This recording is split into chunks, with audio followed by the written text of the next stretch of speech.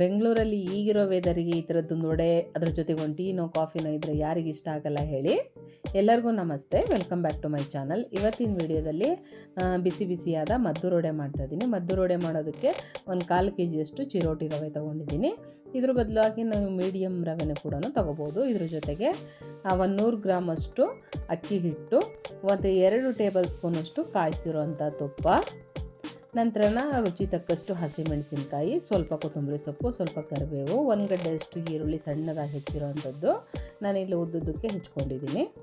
ಇಷ್ಟನ್ನು ಹಾಕಿ ನಂತರನ 2 ಟೇಬಲ್ ಸ್ಪೂನಷ್ಟು ಮೈದಾ ಹಿಟ್ಟು, 1 ಟೇಬಲ್ ಸ್ಪೂನಷ್ಟು ಎಳ್ಳು, ರುಚಿ ತಕ್ಕಷ್ಟು ಉಪ್ಪು, ಇಷ್ಟನ್ನು ಹಾಕಿ ಒಂದು ಸಲನ ಡ್ರೈಯಾಗಿ ಚೆನ್ನಾಗಿ ಕಲಿಸ್ಕೋಬೇಕು.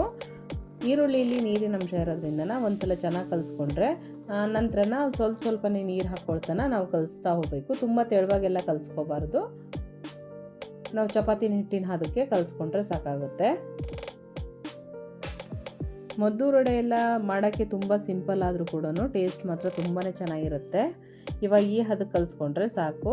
ನಂತರನ ಒಂದು ಪ್ಲಾಸ್ಟಿಕ್ ಕವರ್ ಮೇಲೆ ತಳಕ್ಕೆ ಸ್ವಲ್ಪ ಎಣ್ಣೆ ಹಂಚಿ ನಮಗೆ ವಡೆ ಯಾವ ಸೈಜಿಗೆ ಬೇಕೋ ಆ ಸೈಜಿಗೆ ತೆಳುವಾಗಿ ತಟ್ಕೋಬೇಕು. ನಾನಿಲ್ಲಿ ಒಂದು 5-6 ವಡೆನ ಒಂದೇ ಸಲ ತಟ್ಟಿಟ್ಕೊಂಡಿದ್ದೀನಿ.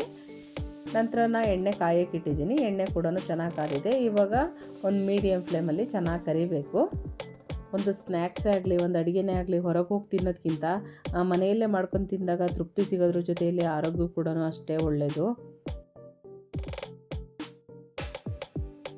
ಇವಾಗ ಬಿಸಿ ಬಿಸಿಯಾದ ಮದ್ದೂರು ವಡೆ ರೆಡಿ ಆಯಿತು. ತುಂಬಾ ಚೆನ್ನಾಗಿ ಬಂದಿತ್ತು. ಟೇಸ್ಟ್ ಕೂಡ ಅಷ್ಟೇ ಚೆನ್ನಾಗಿತ್ತು. ಸಂಜೆ ಟೈಮು ಟೀ ಜೊತೆ ಈ ಥರದ್ದೊಂದು ಸ್ನ್ಯಾಕ್ಸ್ ಇದ್ಬಿಟ್ರೆ ತುಂಬಾ ಚೆನ್ನಾಗಿರುತ್ತೆ. ನೀವು ಒಂದು ಸಲ ಟ್ರೈ ಮಾಡಿ ನೋಡಿ. ಈ ರೆಸಿಪಿ ನಿಮಗೆ ಇಷ್ಟ ಆಯಿತು ಅಂದರೆ ಒಂದು ಲೈಕ್ ಕೊಡಿ, ಶೇರ್ ಮಾಡಿ, ಕಮೆಂಟ್ ಹಾಕಿ. ವೇದ ಜನನಿ ಚಾನಲ್ಗೆ ಸಬ್ಸ್ಕ್ರೈಬ್ ಆಗಲಿಲ್ಲ ಅಂದರೆ ಸಬ್ಸ್ಕ್ರೈಬ್ ಮಾಡ್ಕೊಂಡು ನೋಡಿ. Thank you. ಬಾಯ್.